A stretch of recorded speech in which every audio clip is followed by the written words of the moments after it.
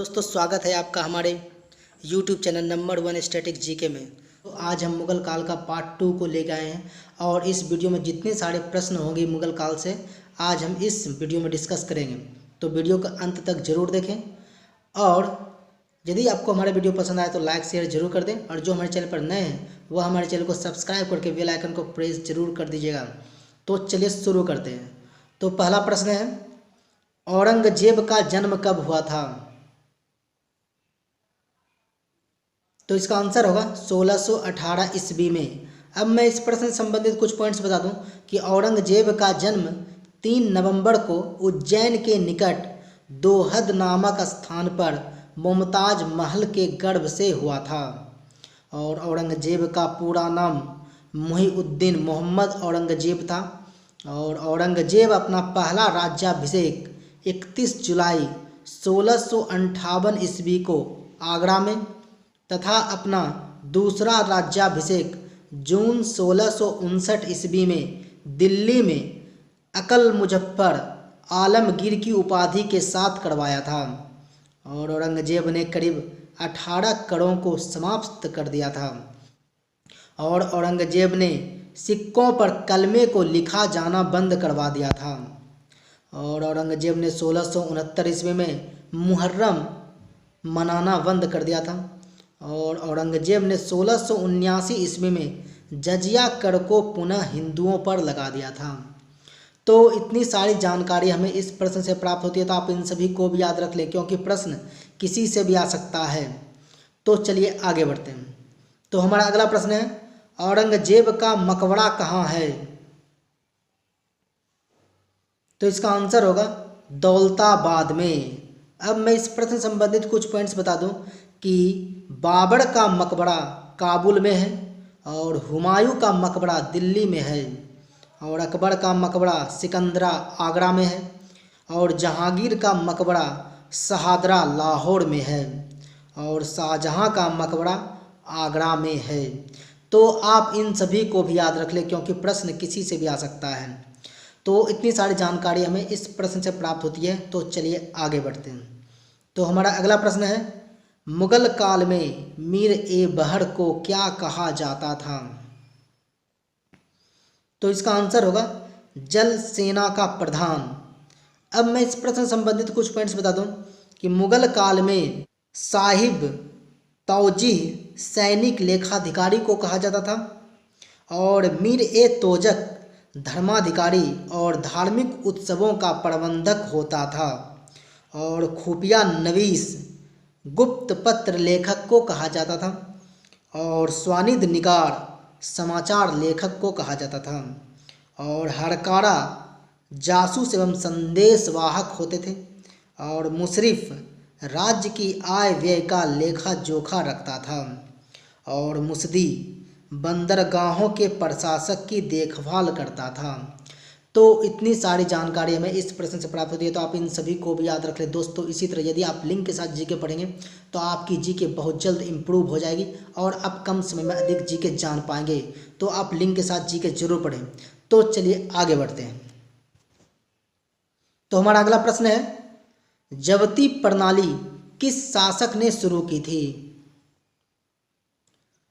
तो इसका आंसर होगा शेर शाह। अब बात शेर शाह की आई है तो मैं इससे संबंधित कुछ पॉइंट्स बता दूं कि शेर शाह का असली नाम फरीद था और शेर शाह का जन्म 1472 ईस्वी में पंजाब में हुआ था और शेर शाह के पिता का नाम हसन खां था और शेर खां की उपाधि बिहार के सुल्तान बहार लोहानी खां ने शेर शाह को दिया था और शेर शाह 1540 ईस्वी में दिल्ली की गद्दी पर बैठा था और शेर शाह ने अपने संपूर्ण साम्राज्य को 47 सरकारों में विभाजित किया था और शेर शाह ने भूमि की माप के लिए सन की डंडी का प्रयोग किया था और शेर शाह ने सुल्तान उल अदल की उपाधि धारण की थी और शेर शाह की मृत्यु 22 मई 1545 ईस्वी को हो गई और शेर शाह का मकबरा बिहार के सासाराम जिले में है। तो इतनी सारी जानकारी हमें इस प्रश्न से प्राप्त होती है, तो आप इन सभी को भी याद रख लें क्योंकि प्रश्न किसी से भी आ सकता है। तो चलिए आगे बढ़ते हैं।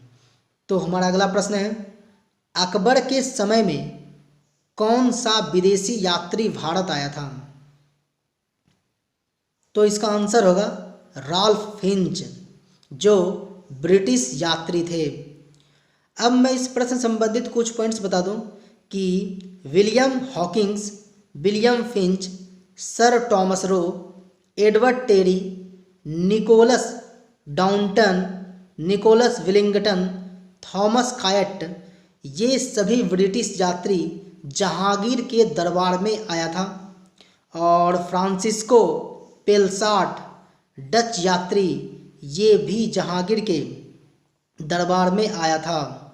और पिएत्रा देला वाले, जो इटली के यात्री थे, ये जहांगीर के दरबार में आया था। और मनुची, जो इटली के यात्री थे, ये शाहजहां के शासनकाल में भारत आया था।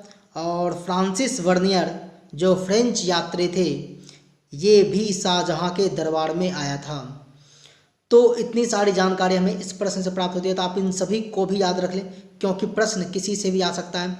दोस्तों, आप जब भी हमारा वीडियो देखते हैं तो पूर्ण जरूर देखा कीजिए और लाइक कमेंट्स जरूर कर दिया कीजिए, क्योंकि आपके एक लाइक कमेंट से हमें मोटिवेशन मिलता है, ताकि मैं आपके लिए और अच्छे अच्छे प्रश्न को प्रतिदिन लेके आ सकूं। तो आप हमारे वीडियो को लाइक कमेंट्स जरूर कर दिया कीजिए। तो चलिए आगे बढ़ते हैं। तो हमारा अगला प्रश्न है, आना सिक्के किस शासक द्वारा चलाया गया था? तो इसका आंसर होगा शाहजहां। अब मैं इस प्रश्न संबंधित कुछ पॉइंट्स बता दूं कि रुपया, जो 178 ग्रेन का चांदी का सिक्का होता था, को शेर शाह द्वारा चलाया गया था। और दाम शेर शाह द्वारा चलाया गया, जो तांबे का सिक्का होता था। और मुहर 170 से 175 रत्ती के बराबर सोने का सिक्का, जिसे अकबर ने चलाया था। और संसब अकबर द्वारा चलाया गया सबसे बड़ा सोने का सिक्का था। और इलाही 10 रुपये के बराबर सोने का सिक्का, जिसे अकबर ने चलाया था। और जलाली अकबर के द्वारा चलाया गया चांदी का सिक्का था।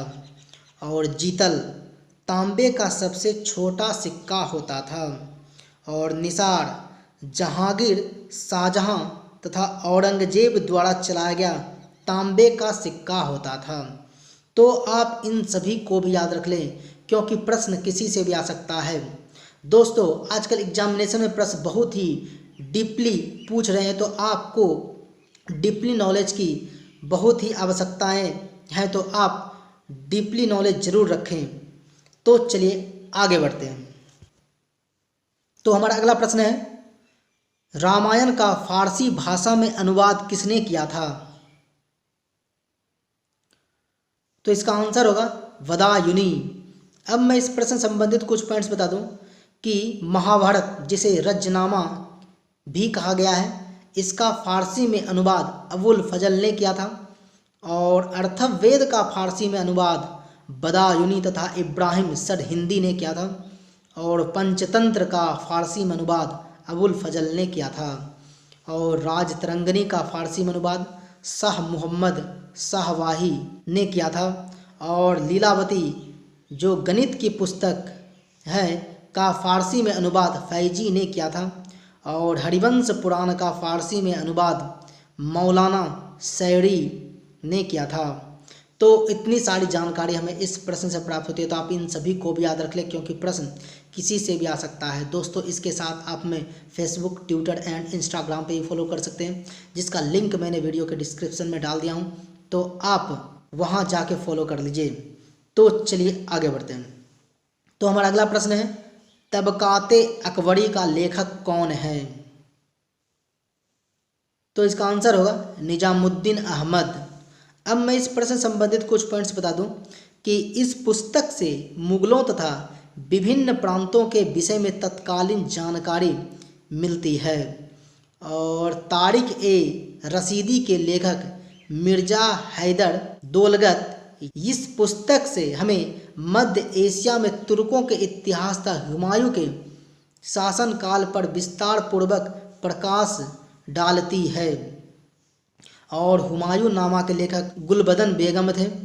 और इस पुस्तक से हमें बाबर तथा हुमायूं के इतिहास व तत्कालीन सामाजिक स्थिति पर प्रकाश डालती है। और अकबरनामा, जिसे आईने अकबरी भी कहा जाता है, के लेखक अबुल फजल है। और इस पुस्तक से हमें अकबर के जीवन काल की संपूर्ण कथा का वर्णन मिलता है। और शाहजहां नामा पुस्तक के लेखक इनायत खां थे। और इस पुस्तक से हमें शाहजहां के शासनकाल में फारसी में लिखी गई एक महत्वपूर्ण पुस्तक है। तो इतनी सारी जानकारी हमें इस प्रश्न से प्राप्त होती है, तो आप इन सभी को भी याद रख लें, क्योंकि प्रश्न किसी से भी आ सकता है। तो चलिए आगे बढ़ते हैं। तो हमारा अगला प्रश्न है, श्रीनगर के शालीमार बाग का निर्माण किस शासक ने किया था? तो इसका आंसर होगा जहांगीर। इसके अलावा श्रीनगर के निशांत बाग का निर्माण भी जहांगीर ने ही किया था। और लाहौर के शालीमार बाग का निर्माण, दिल्ली के शालीमार बाग का निर्माण, हयात बख्श बाग का निर्माण शाहजहां ने किया था। और आगरा के हस्त बहिस्त, जिसे रामबाग भी कहा जाता है, का निर्माण बाबर ने किया था। और कश्मीर के वजीर बाग का निर्माण दारा शिकोह ने किया था। और लाहौर के चहार बुर्जी बाग का निर्माण जेबू निंसा ने किया था। तो इतनी सारी जानकारी हमें इस प्रश्न से प्राप्त होती है, तो आप इन सभी को भी याद रख लें, क्योंकि प्रश्न किसी से भी आ सकता है। तो चलिए आगे बढ़ते हैं। तो हमारा अगला प्रश्न है, रामचंद्रिका का लेखक कौन थे? तो इसका आंसर होगा केशव दास। अब मैं इस प्रश्न से संबंधित कुछ पॉइंट्स बता दूं कि इसके साथ ही केशव दास ने कवि प्रिया, रसिक प्रिया, अलंकार मंजरी पुस्तक को भी लिखा है। और रामचरितमानस, विनय पत्रिका की पुस्तक के लेखक तुलसीदास थे। और सूर सागर के लेखक सूरदास थे। और प्रेम वाटिका के लेखक रसखान हैं। तो इतनी सारी जानकारी हमें इस प्रश्न से प्राप्त होती है, तो आप इन सभी को भी याद रख लें। तो चलिए आगे बढ़ते हैं। तो हमारा अगला प्रश्न है, मुगल काल का प्रसिद्ध चित्र साइवेरियाई सारस का चित्रण किसने किया था? तो इसका आंसर होगा मंसूर। अब मैं इस प्रश्न से संबंधित कुछ पॉइंट्स बता दूं कि उस्ताद मंसूर जहांगीर के दरबारी चित्रकार थे। और दसवंत एवं बसावन अकबर के काल में चित्रकार थे। और अबुल हसन जो जहांगीर के समय के चित्रकार थे, जिसे नादिरुज्जमा की उपाधि दिया गया था। तो आप इन सभी को भी याद रख लें। तो चलिए आगे बढ़ते हैं। तो हमारा अगला प्रश्न है, हिंदू मनसबदारों की संख्या सबसे अधिक किस सम्राट के काल में था? तो इसका आंसर होगा औरंगजेब। अब मैं इस प्रश्न से संबंधित कुछ पॉइंट्स बता दूं कि आईना ए अकबरी में 66 प्रकार के मनसबों का उल्लेख किया गया है। और मनसबदारी प्रथा को 1574 ईस्वी में अकबर ने प्रारंभ किया था। और मनसबदारी प्रथा मंगोल के सैन्य व्यवस्था दशमलव प्रणाली पर आधारित थी। और मनसबदारी प्रणाली मुगल प्रणाली की रीढ़ थी। और सबसे बड़ा मनसब दारा शिकोह थे। और मनसब का अर्थ पदनाम होता है। तो इतनी सारी जानकारी हमें इस प्रश्न से प्राप्त होती है, तो आप इन सभी को भी याद रख लें, क्योंकि प्रश्न किसी से भी आ सकता है। तो दोस्तों, आज हम लोगों ने इतने सारे प्रश्नों के विषय में जानकारी प्राप्त की है। दोस्तों, यदि आपको हमारा वीडियो पसंद आया हो तो इसे लाइक शेयर जरूर कर दें। और जो हमारे चैनल पर नए हैं वह हमारे चैनल को सब्सक्राइब जरूर कर लें, क्योंकि मैं प्रतिदिन इसी तरह के टॉप प्रश्न को लेके आता हूँ। तो इस वीडियो में फ़िलहाल इतना ही, मिलते हैं अगले वीडियो में। तब तक के लिए गुड बाय, आपका दिन शुभ हो।